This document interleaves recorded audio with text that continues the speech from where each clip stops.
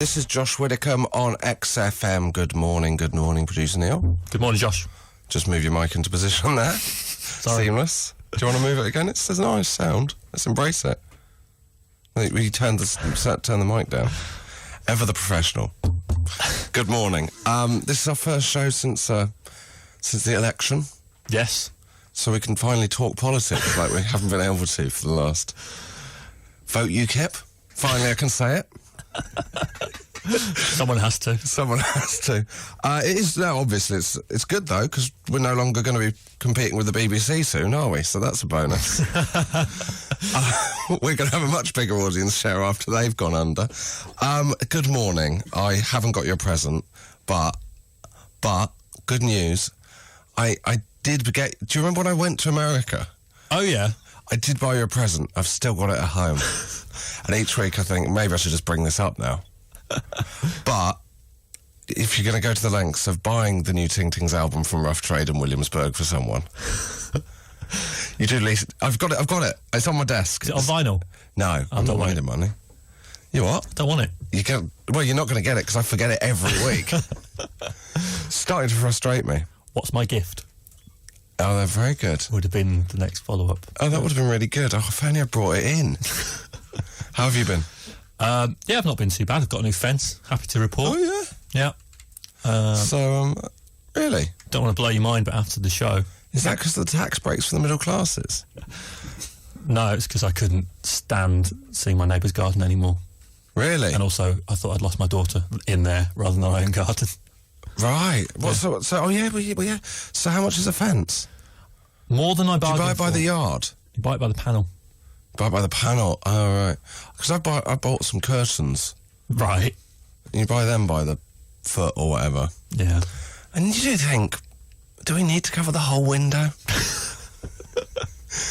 I mean, surely if the sun's at a certain angle, we could kind of have them halfway down. Save a bit of money. No? Did you question it? What do you mean, did I question it? Did you say, do we need... I didn't say it. I thought it, but I thought I can't be that. You can't skim on curtains. It's very obvious if you've skimmed on curtains. Either that or it looks like you've washed them and it's all gone wrong. Have you got curtains? Yep. It's the kind of great chat we have. Because living without curtains is tough. Have I told you what I've been forced to do? No. Buy these, I bought these off Amazon.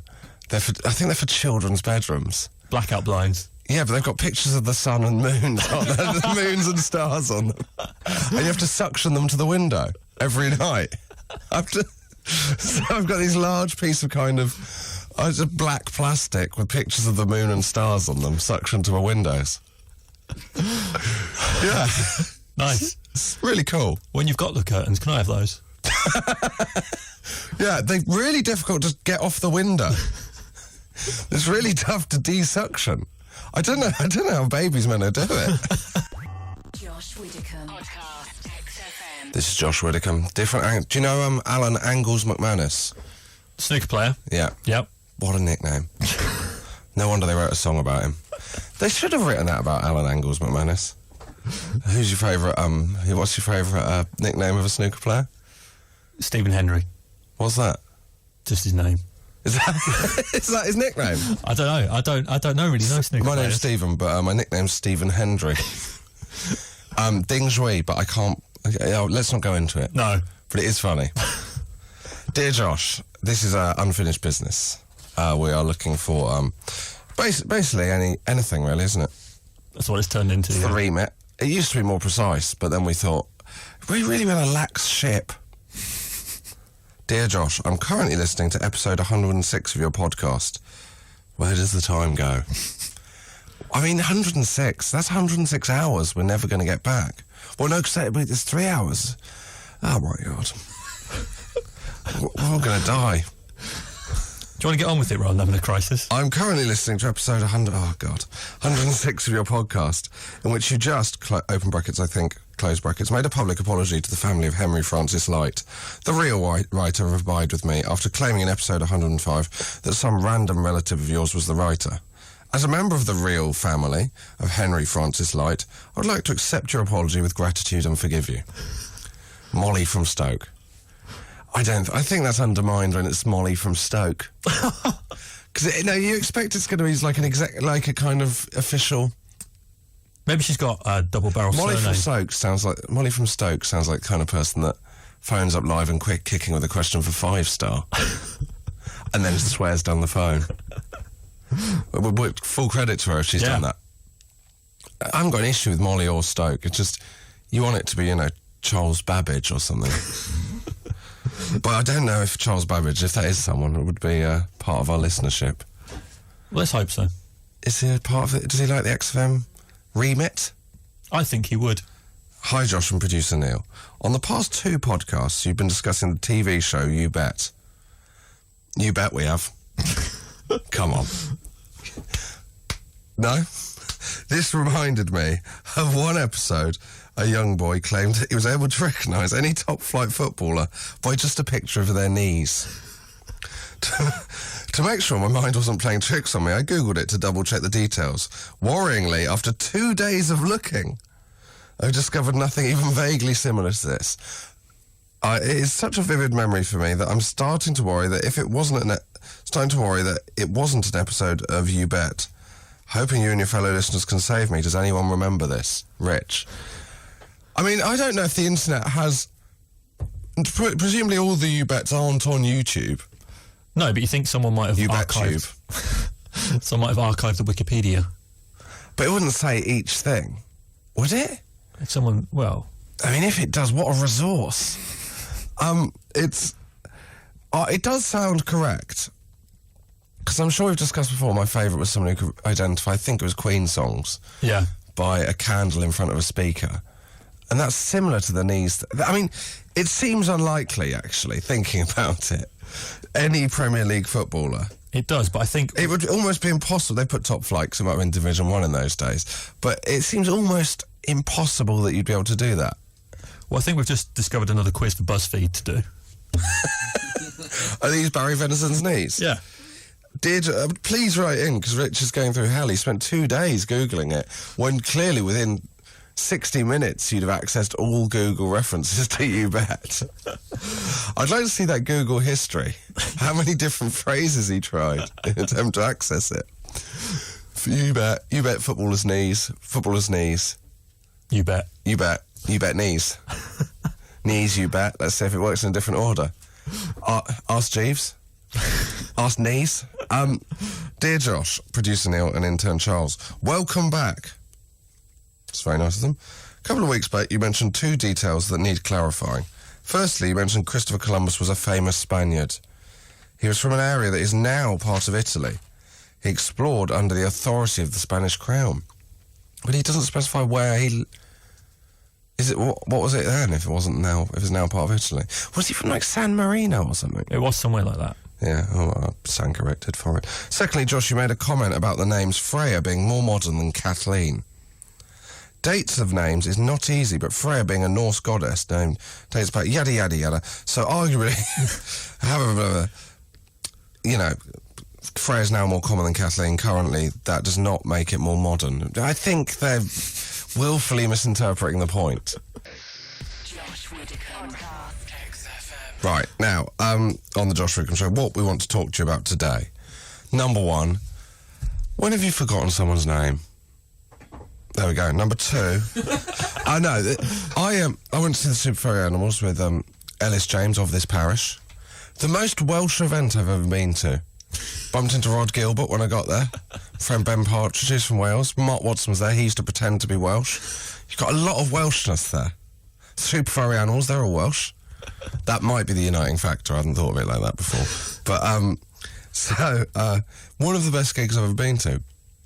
Good. There you go. But so I was with, I bumped into someone, and they were with someone else who I'd apparently met before.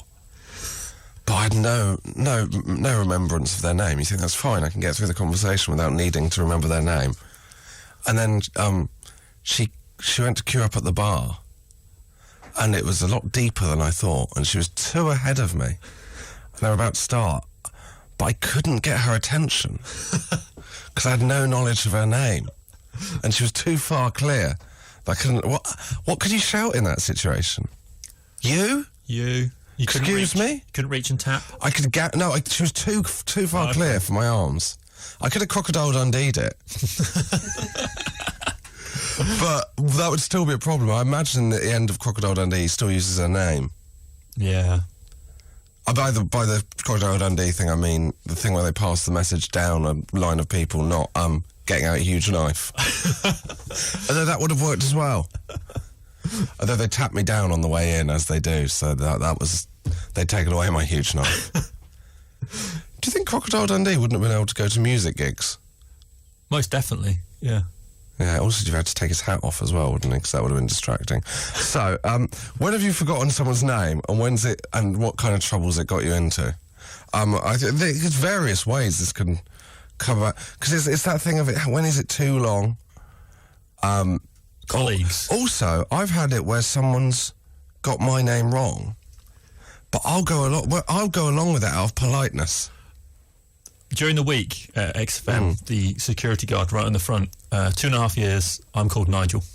Oh, God, of all the names. Yeah. I mean, Neil's not the coolest, but Nigel, that takes the biscuit. It's more awkward when he phones. No, does he phone you up and says Nigel? And says, like, you've got, he goes, hey, Neil, is Nigel there? He's got a post. And I kind of go, hang on a sec. What? Mute it and then go back and go, hi, mate. Yeah. No, he's got posts. Yeah. Who's writing to Nigel? No, he goes, yeah. So basically, he phones Nigel. If you're listening, what's the address of XFM? Global Radio. XFM, Leicester Square, WC287LA. We want you to send stuff to Nigel Fern, so that Nigel Fern, XFM, whatever that address was. Peanut M&Ms if possible. Peanut and M&M. Peanut butter M&Ms. Peanut butter M&Ms, okay. I mean, I actually didn't think that you'd use this as a chance to get freebies. We're opposite M&M world. They don't sell them, we've been through this. Yeah, right, fine, calm down. But they must sell peanut... Can't you just get some peanut butter and dip your M&Ms in? It's not the same. Sounds like a euphemism. Let's move on. Also on the forgetting people's names, very quickly, I was coming back from Cologne, and I was in the queue for the old touchdown passport. For a start, that's a game changer. If you haven't got a passport with a chip in, you might as well just not fly. It's so much quicker. You look at the people in the other queue and you go, I mean, what? Why bother? This is longer than your holiday. Anyway, someone came up to me and said, I'd like to book hire. I book a gig in Lanzarote. We'd really like you to do it. You can ask Milton Jones. He's done it before, what it was like. I was like, oh, yeah, okay, fine. If you just go on my website, then it'll have my agent's email address. And she said, oh, yeah, I don't know your name. Oh. And what? I mean, if you want to... I mean, I couldn't believe it. Anyway. So you're doing it? Yeah. Okay. Telling off, or when have you told off a stranger or been told off by a stranger? Also at the Super Furry Animals, they were playing a song from Mung, and, spirits dropped somewhat. And me and Ellis got told off for talking because he was listing his all-time Welsh football 11 to me. Or we were debating how you'd fit Gareth Bale and Ryan Giggs in, and then a woman tapped us on the shoulder and said, actually, you'd enjoy it more if you listened. Which is incorrect, because we were having a brilliant time. She obviously has never listed her all-time Wales football 11. So when have you been told off by a stranger? You must have been told off or told a stranger off, haven't you, Neil? We'll do it later in the show. Okay. Put on your double denim, because this is a C'est La Vie by the Stereophonics, so I can't wait for the follow-up single, Blame It on the Weatherman. Josh Widdicombe. Podcast. XFM. Hi, Flying Birds, the ballad of the mighty... something, I don't know, it's cut off on the screen. Eye. The Ballad of the Mighty Eye? Yeah. Is it? Yeah. Oh, so it wasn't cut off? That fits perfectly. It fits perfectly. I presumed it was like the mighty, imp. Something like that. We are now joined early. Joe Lycett thought the show started earlier than well, he thought he was right, but, what? Oh, he's braced. Is he going to do it? He's got a catchphrase. He's braced. Good morning, Joe. Good morning, Josh. Good morning, listeners. Oh, that was nice, wasn't it? Thank you. Very nice. Like it feels good to be back doing the old catchphrase. Oh, it's like the good old days. It's like a nice worn pair of trousers, isn't it? Isn't it? From the golden era of the Josh Widdicombe show. Yeah, well, a lot of people are saying that. Not the ruins that we're sat in now. They're not too far from the truth. You've been killing time since you got here by reading Carol McGiffin's autobiography, which you found. I found it in the XFM office. Carol McGiffin's Oh Carol, which is life, love, and telling it like it is. Oh, is that something she says? Or Oh, Carolina? Oh, do you think it's a pun on Oh Carolina by Shaggy? Maybe. I think it's more the idea that you're meant to be outraged by the things that she says. Oh, Carol, you've said something really obnoxious again. We've been reading the chapter about Chris Evans. Yep. Would you like to know what sex with Chris Evans was like? Well, more than anything in the world. Can we, at 10:51 in the morning? Yeah, here we go. We were just Neil's slightly sweating. That's all right. But that might just be because I went back to his house. We had sex for the first time for quite a long time, all over the house. It was good, fairly adventurous, quite energetic, and good. I wouldn't expect anything less. That's actually almost word for word the same review that I got for my last Edinburgh show, so that's good to know. And then it went very bitter, didn't it, at the end? At the end of the chapter, page 180, she says, I'll probably never get to know the new Chris, so I'm left only with the memories of the old one, and unfortunately most of them are not very nice. Oh, scathing, isn't it? Yeah, grim. Yes, she says she doesn't want to talk about it much, and she writes 40 pages in her autobiography about it. So. Yes, I've really enjoyed that. So how are you? Yeah, I'm very well, thank you. A little bit hungover because I went out clubbing with your friend and mine, Susie Raphael. Well, how late did you go out? I got back about 3 a.m, so not that late, but I left her there. Was she good? She's very well. We left her there. Shots. Shots. I don't do shots. Do you do shots? I did a Jaeger bomb. Oh, yeah, well, that's... Yeah, did you enjoy that? It turns a night around, doesn't it? If you're flagging, it sort of gets things going. Yeah, it certainly does. I had a lovely time. The espresso martini is the kind of... That's your go-to drink. It's not my go-to drink. It's the turn the night around of a...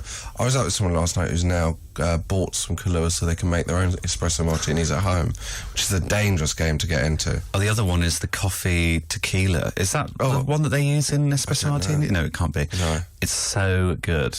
So good. Well, the problem is I had 3 espresso martinis on a night out recently, and I woke up and my leg was shaking because the caffeine. Yeah. And normally when you're hungover, you have a coffee, but at that point, you think, this is literally... I've got nothing to solve this. No.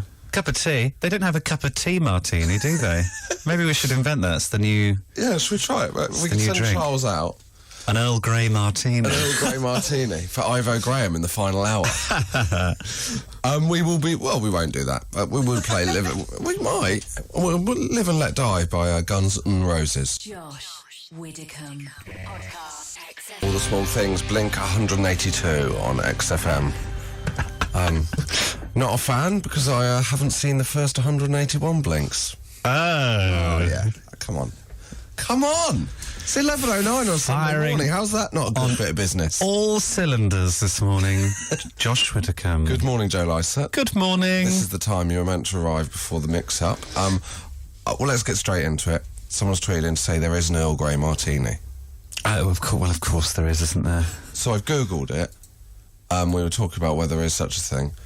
There is a recipe on the BBC Food website. And to think they're going to get rid of the licence fee. Unbelievable. Do you want to know what goes in a Earl Grey martini? Is it Earl Grey and martini and vodka? Well, no, it's not. It's not. It's 50 mils of gin. Oh. 35 mils of strong Earl Grey tea. Cold. Okay. 20 mils of lemon juice. Yeah, it'd be weird if it was like roasting hot, wouldn't it? A boiling cocktail. 12.5 mils of sugar syrup, sold as gummy syrup. Where'd you buy that from? I don't know, but Charles is going to struggle. Half a free-range egg roll white, and a twist of lemon peel to garnish. Lovely. It does sound nice, doesn't it? It does sound good, doesn't it? I think it might be just what I need for my hangover, Charles. Do you think we should do it? I think we should get them. Intern Charles? Are you all right with that, Charles? Try. Cool. Come on, Charles. I'll give you my card. My PIN number is... I'm not going to do that. So how are you? I'm lovely, thank you. Yes, I'm very well. I've been doing lots of writing, and I'm doing this very silly thing which you did, the 15-second interviews. Oh, yes. Which I'm doing on my YouTube channel. This is the thing, I'm trying to do a YouTube channel. God, really? Trying to get down with the kids. Should I have a YouTube channel? I think so. I've just rejoined Instagram. I think it should be one step at a time. Yeah, no, baby steps. What other... Do you think I should do Periscope? Oh, that's too much, isn't it? Is that too much? That's broadcasting everything, isn't it? I've not tried Periscope, but I gather you just broadcast your entire life. As if anyone cares. Why are people so interested in themselves? He says on his own radio show. Have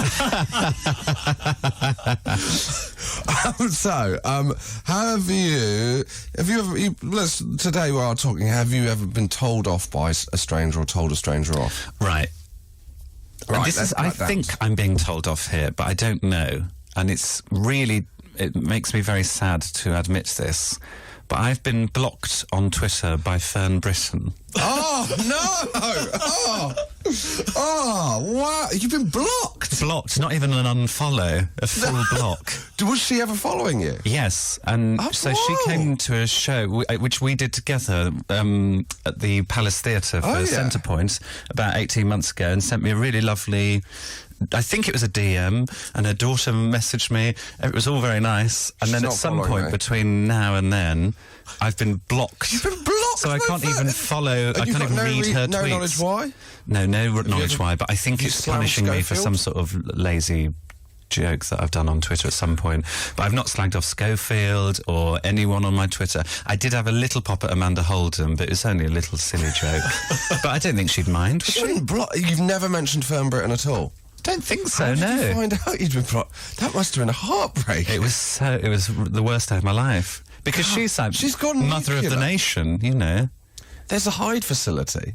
What's that? She could have just hidden you, and then it would still look like she was following you. Oh yes, of course. Instead, she's making a point. She's punishing me. I've been told off. So all these tweets that I can read on my phone by Fern Britton, you've got no knowledge what she's saying. No, is it just every tweet just slagging me off? She might be slagging you off. I'm so devastated by it. I don't know what I've done. That is all the people you wouldn't expect. She's so lovely. I feel like I've been blocked by Gandhi. She might have mistakenly blocked you. Yeah, well, that's what I'm hoping. Because, any other alternative is too devastating to comprehend. God, and is there any chance you'll ever bump into her ever again? Well, maybe. I mean, we occasionally occupy London, not occupy. I won't see it at the protests. But, yeah. Wow, that is astonishing. Yeah, really. At home, people don't tweet her and ask why. No, definitely not. Do not do that. Well, I remember last time I was here, I hacked into your Twitter and invited Paul Daniels round for dinner. Do you remember? Yeah. It really is a situation where we just annoy members of Light Entertainment when you're here. Yes. And then drink Earl Grey martinis. Yes. Josh Widdicombe, XFM. Hey, Rabbit Hole on XFM. Josh Widdicombe. Joe Lycett is still here. Hello there. Hello. Hello. Now, obviously, we will come to the topics. Just need to quickly say, I have rejoined Instagram, and it's drawn attention to the fact there's a parody account of me on Twitter. Yes. So it really is a dark day. Someone's not just stolen my name on Instagram. Who impersonates someone else on Twitter? It's unbelievable. It's disgusting, isn't it? It is, isn't it? That behaviour. Yeah. Do you find that... Also, Fern Britton just started following me. Oh, God. Just put salt in my wounds. Do you shall we hear some people that have been told off by strangers? Yes, please. This is from Jean Pearson. Oh, Laura Pearson, whose name is Jean Pearson on Twitter. I mean, who impersonates someone else on Twitter? I got told off for talking at a very loud, sold-out Newton Faulkner gig. I think the problem there is that they've gone to a very loud, sold-out Newton Faulkner gig in the first place. I was told off that I may well be at home in my front room. What do we feel about talking at music gigs? Surely if it's loud, it's not distracting. Or is it distracting? I think it can be a distraction, but really, get over yourself. If you're Newton Faulkner looking out into the crowd and everyone's having a chat, probably doesn't fill you with confidence. I suppose I followed Michael McIntyre at the Channel 4 Comedy Gala on Friday. So there's a video between us, a 3-minute video, and backstage all you can see is the feed of the room. So basically, you just stood there waiting for 3 minutes, watching people go to the toilet. not watching them go to the toilet. An unusual camera system they've got at the O2, isn't it? Strange cutaways to the audience during my set. People chuckling at the urinals. Yes. This brings up an issue. I was once told off angrily by a stranger in the cinema for sending a text during the adverts. Oh. She informed me that I was obliged to switch my telephone off as a mark of respect. I don't know if she means for the dead. Maybe it was like D-Day. Depends what film you're watching, really, doesn't it? Well, I never know what the score is with adverts. You're allowed to talk during the adverts. Unless this person was from Orange, trying to make sure that there was much... I think when the adverts are, I like to watch the adverts. Do you? If someone was... I don't mind someone texting there. Yeah. Hey, we all like to text. Do you like to watch the adverts at the cinema? Yeah, great. I get a bit of excitement when it's an advert I've already seen on TV and then you get to see it on a different medium. Yeah, nice. And the sound is always better, isn't it? Although I imagine you probably have a home cinema. I don't have a home cinema, no. I've got quite a regular-sized TV. I think having a home cinema is vulgar. Okay. I said that for effect. Have you got a home cinema? I've got one of those little mini projectors because Have there you? isn't any room in my bedroom to put a TV up, so I project onto the wall. Do you? But like the quality's very low, really, because it's one of those like, £100 ones. But it does feel very decadent. So what do you project onto the wall? You know, House of Cards. You don't just project a light and then do like a little shadow. Shadow puppetry. Well, it's quite big now because of Britain's Got Talent, I suppose, isn't Projects clips of my stand-up on loop to get me to sleep. it? My friend stayed in the next hotel room to someone and could hear them watching their own stand-up. Oh, you've got to give the name. Can I guess? Give you the name off air. No, I'll give you the name off air. No, I'll give you the name off air. Jack D. No, it wasn't Jack D. 83936, if you've ever been told off or told someone else off. McIntyre. No. Also, if you... stories of having your name forgotten by people. Graham forgetting Norton. Other people's names. He No, it doesn't wasn't do Graham stand-up Norton. anymore, does he? No, and that's not the reason. Josh Widdicombe. Take me out, Franz Ferdinand, Josh Widdicombe Show. Joe Lycett, hello. Hello. Hello. I'm having such a lot of fun being back on the show. Central London, isn't it? Really nice. Yes. We're going to have cocktails. I know, it really is. We really have changed. Haven't we? Aren't we a couple of lushes in central London? Now, Let's go to the theatre. let's just make sure that everyone listening on XFM Manchester hates us. Now, I'm not. I mean, let's be clear. It's a very cultured place, Manchester. We're in London. Ironically, we don't like the place. No, of course You're not. You live in Birmingham, I live in Birmingham, Bab. right? That's where I'm from, Bab. Yeah. Well, let's not ruin it with Birmingham as well. Now, Neil. Josh.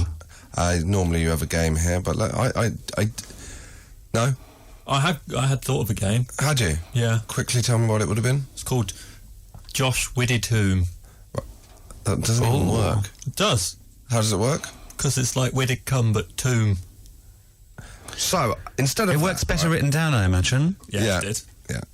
Okay. So instead of that, the good news is, as always, I've, as you know, I'm addicted to Wikipedia and reading things on Wikipedia. Love Wikipedia. I just thought I'd run you through the Wikipedia pages I've been on in the last 7 days.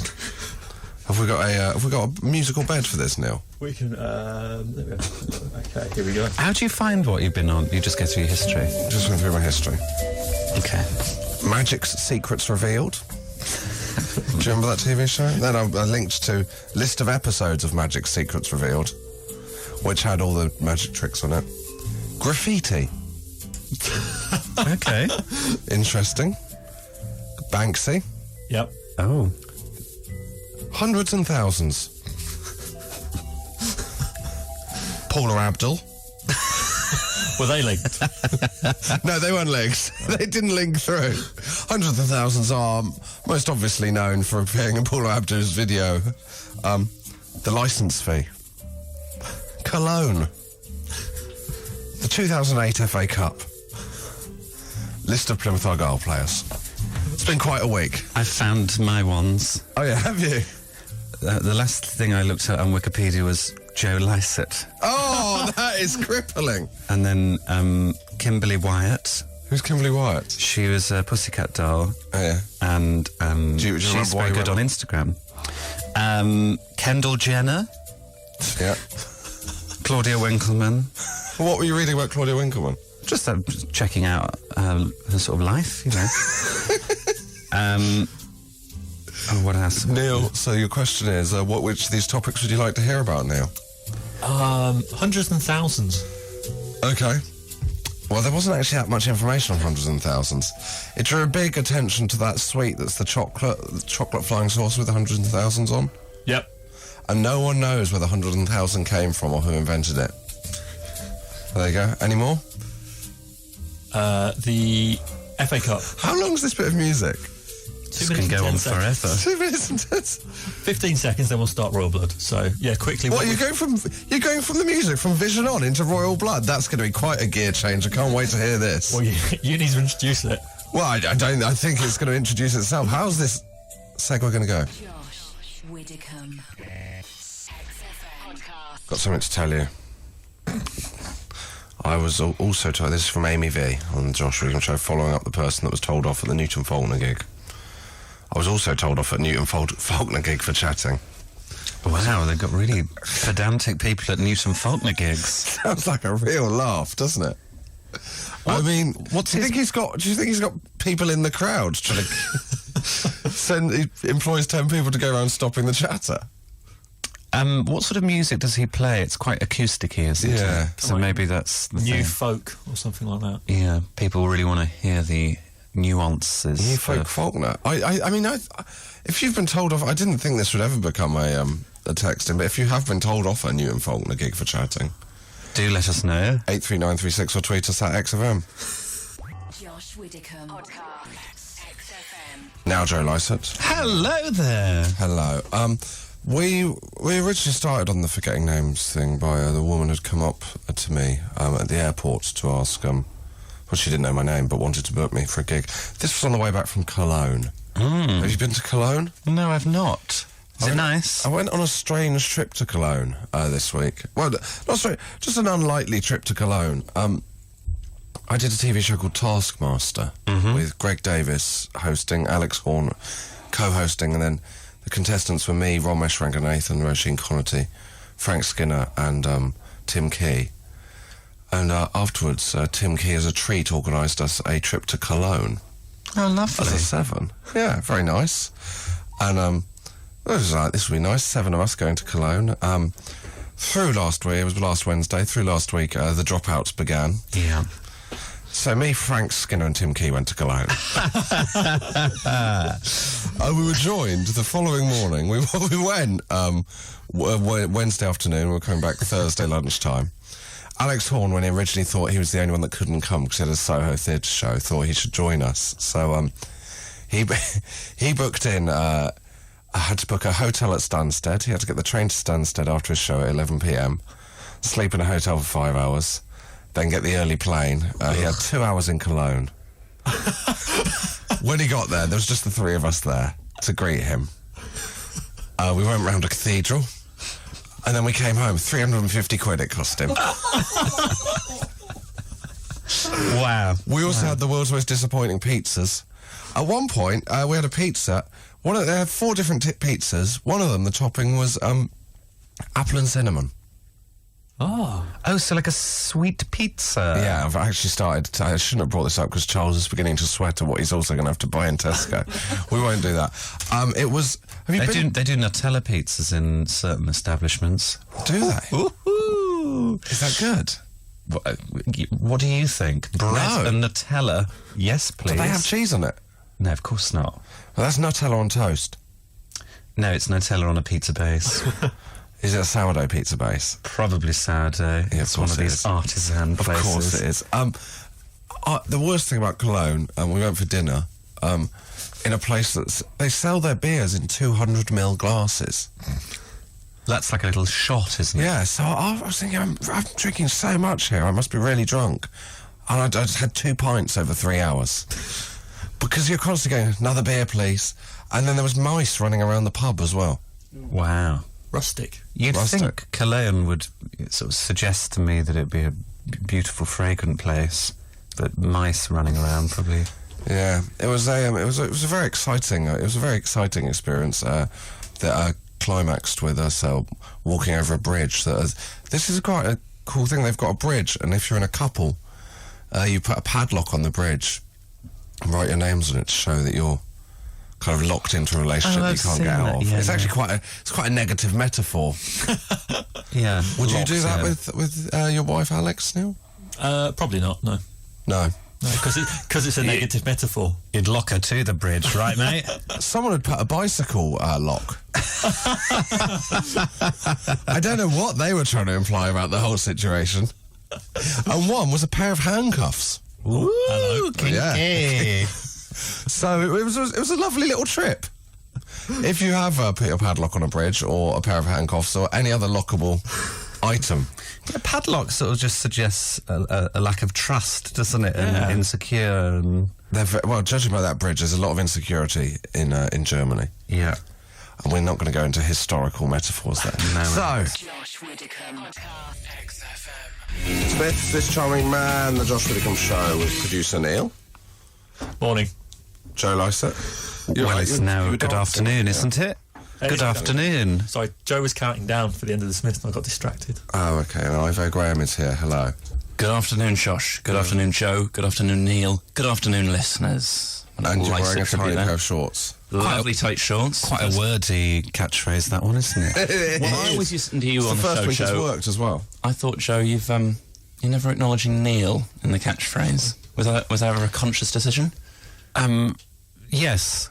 Fair I enough. feel like Neil needs to back his ideas up before he can get any sort of recognition from me. That's fair enough. Now, Ivo, you're wearing a tiny pair of shorts. Let's cut to the chase. Woohoo! Well, I'm always wearing a tiny pair of shorts, but today I've got a reason. I've come direct from Sunday League football at the Hackney Marshes. Oh, wow. I'm hoping to use the XFM showers after the show. Are you?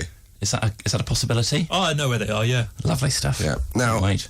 Where are you your going after shorts- this? To give you an image, his shorts are so small, listeners, that his boxer shorts actually come out of the bottom. It's been noted by you and by some of today's opposition. What did they say? It was minimal but devastating. What? As just one of their strikers at a corner went, "Nice boxers, mate."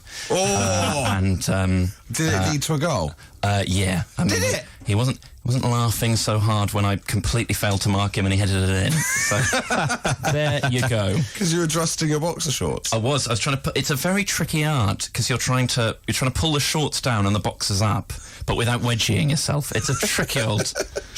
Wow. And is this a new thing then? No, I just it was a crucial game and I thought I could pack it in. And did you win? No, I left at half time. I just did the first So half. you didn't feel it was that important? Well, what would you rather I didn't come for the final hour? No, I'd have rather you just... I mean, I don't know if... I think you should have done an outside broadcast from the game. I'd absolutely love to do it. You know, direct when from the you know when marshes. you watch the cricket and they've got the players got like a mic on while they're... so they can talk to the players while they're out in the field. Oh, that would be amazing. So you could be doing this live from marking... Right. What are you, a centre-back? Right or left back? Right or left Utility back? man. I the don't know least what these- important position. Yeah, no, what these exactly. things mean. They're the least important positions on the field. Listen, when there's an injury back. crisis at Dynamo Gobbler, this guy's the first to get a call. Dynamo Gobbler. That's the name of the team. Right, let's cut to the Ooh. topic.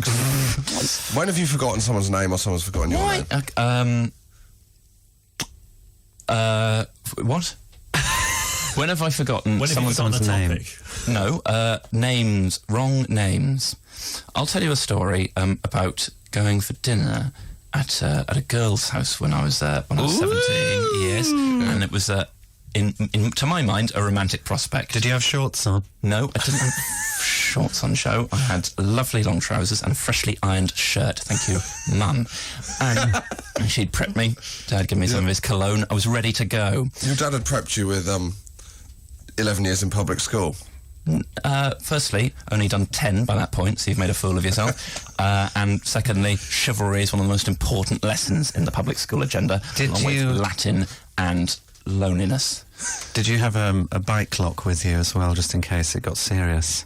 I don't even understand that. Let's move on. Yeah. It's something we discussed when you were failing to pick up a striker at a corner. Right, well, these are the sort of mistakes that won't be made when I'm doing the live broadcast from the Hackney Marshes next week. But anyway, I got her dad's name wrong, but repeatedly throughout the evening, and no one picked me up on it. And I did that thing where I was, as soon as you're confident with someone's name and I thought we were sort of getting on well, you throw yourself into it a bit more. Yeah. So I was very sure by then that we were getting on fine. And then I went home, obviously, and the following day she texted me and said, "You got my dad's name wrong all evening." I think that's really unfair of her to not... No, well, her logic was that it would have... like telling me off and then me changing direction mid-dinner would have been more embarrassing for everyone. So she let me what had you gone with and what was his name? I went with Chris, but it was actually Martin, so it's not even in the right neck of the woods. Had you remembered it by his same name as the lead singer of Coldplay? No.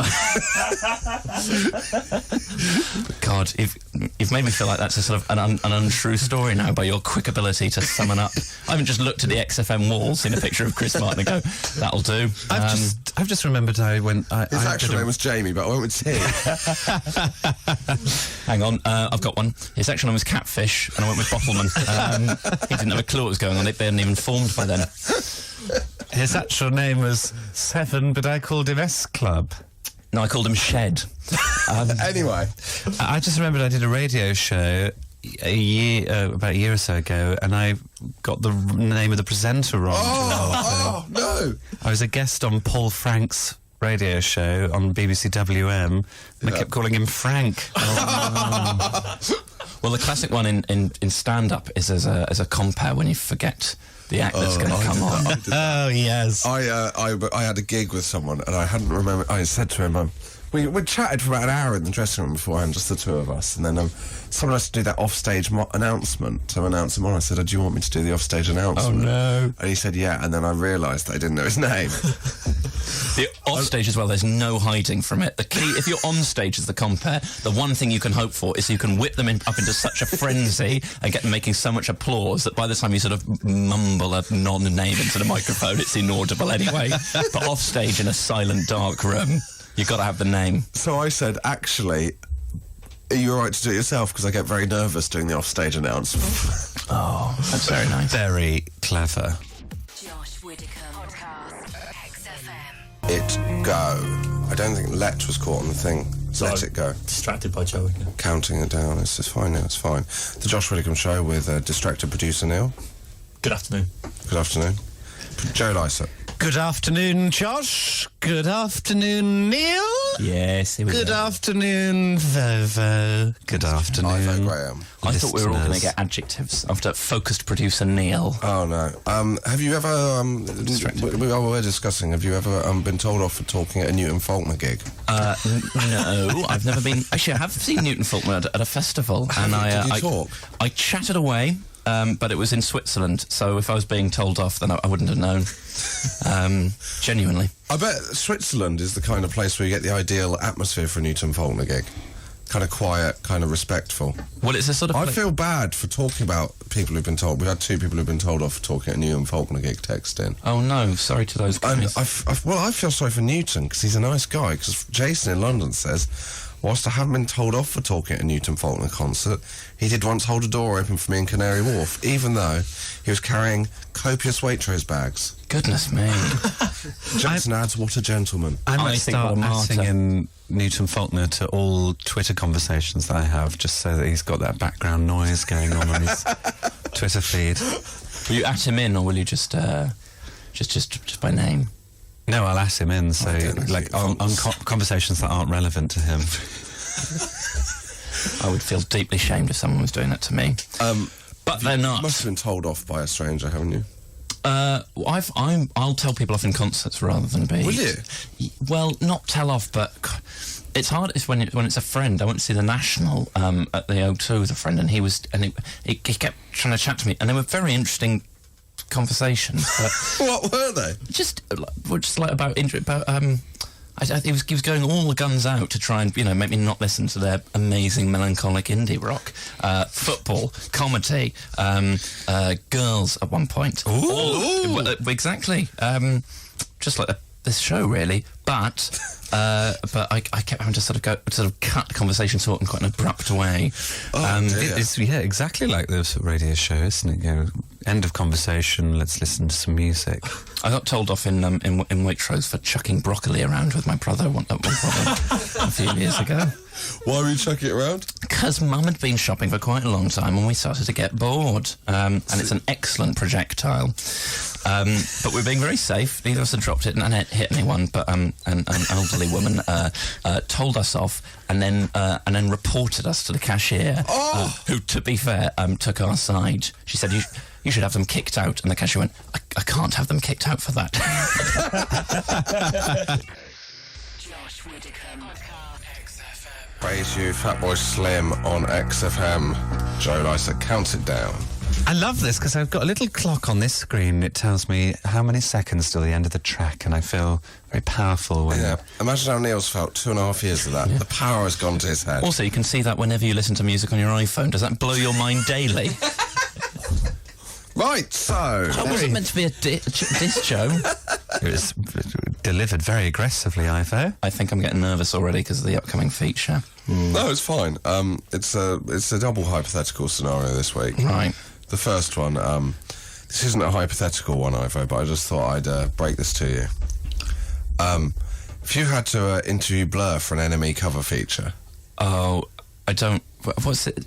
Well done. Is this you? Haven't we all had enough of the Josh meets Blur vibe? Right, now, how many times can you sort of milk the excitement of that? They've got to go, OK, but this time can we just speak to a proper music journalist? No? I've never interviewed them before. I know, but you're getting awfully cosy on Graham Norton.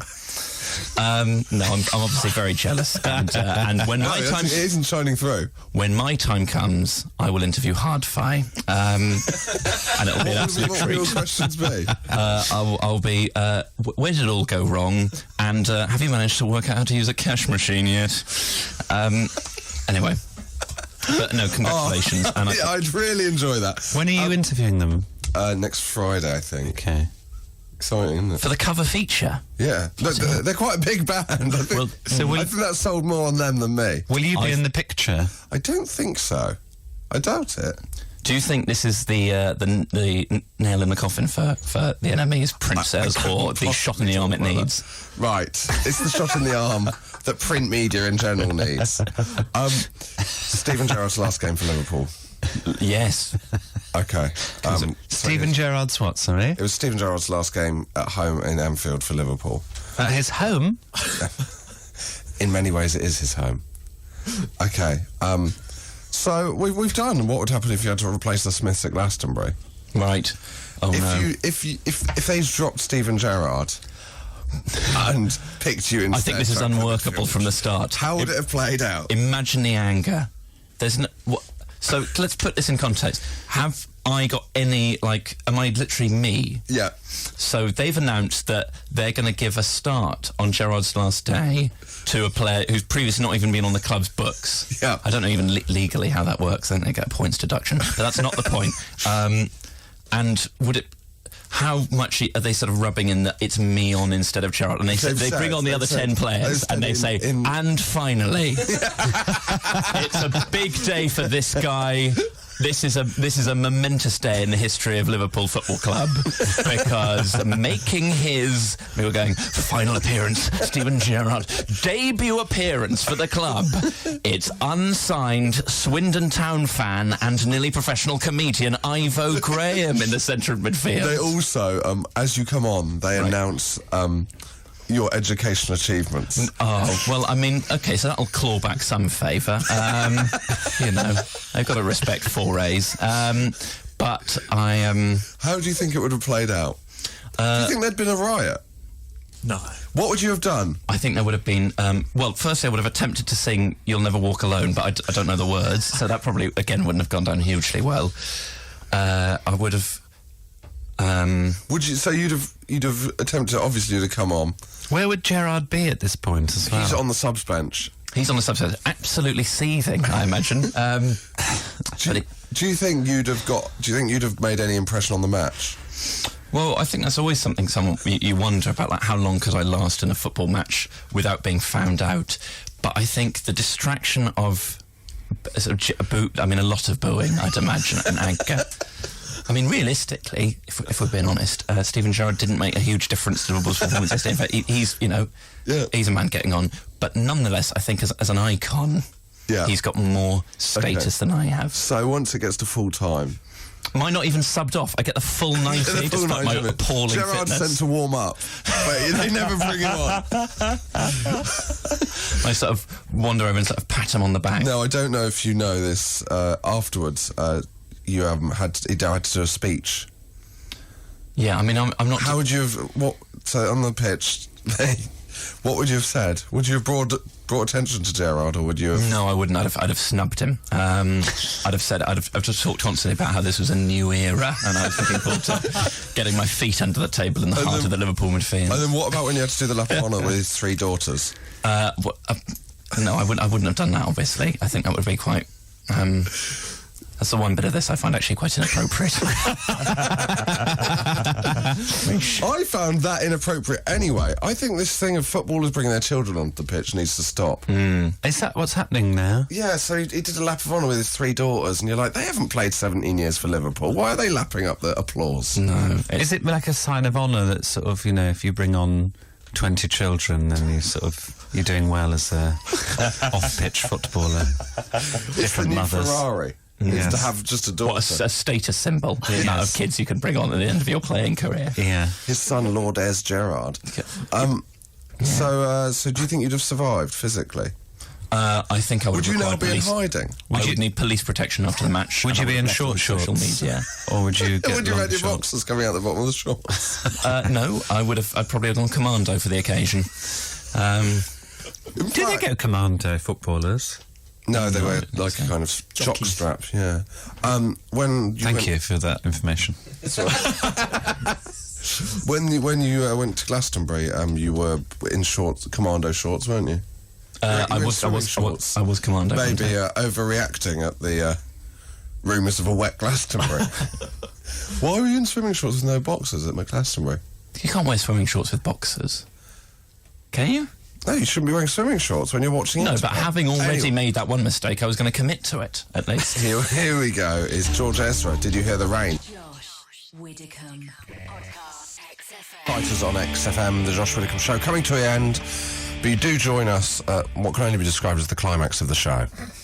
Joe Lycett earlier, was it you or was it Neil, producer Neil, mentioned the thought of an Earl Grey martini. We Googled it, it's a real thing. We have created it. Well, 50 mils of gin. We haven't been that specific with the measurements, have we? Let's be honest. 35 mils of strong cold Earl Grey tea. How would you describe the temperature of the Earl Grey tea? Warm.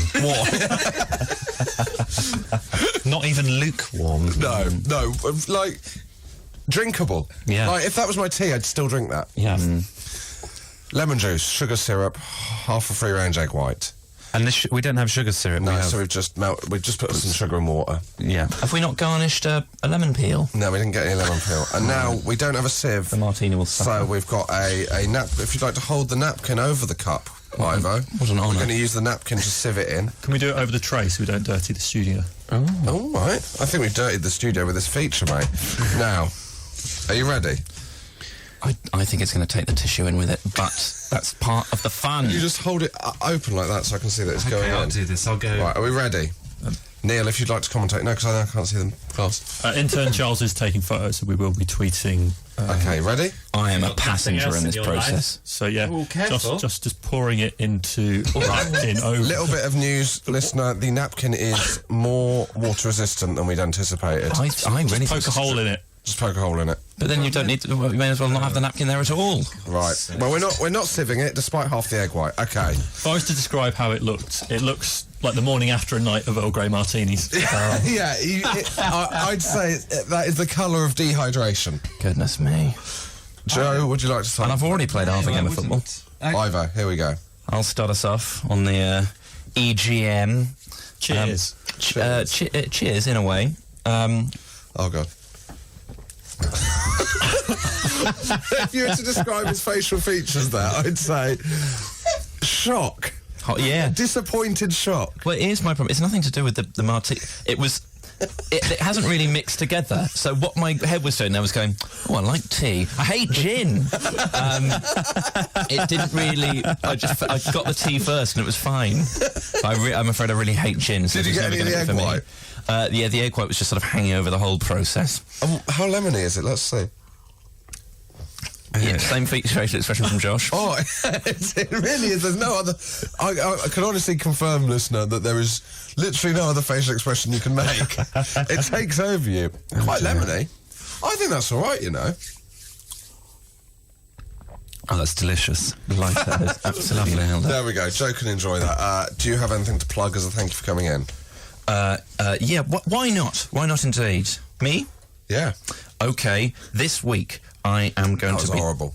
But Yeah, it's repeating on me now. Yeah, it's really grim. But crucially, it's my moment now. This week, I'm doing gigs in London on Tuesday and Wednesday, and on Thursday I'm in Brighton with The Noise Next Door, and on Saturday I'm at Barnard Castle up north. Did you not want to promote Edinburgh?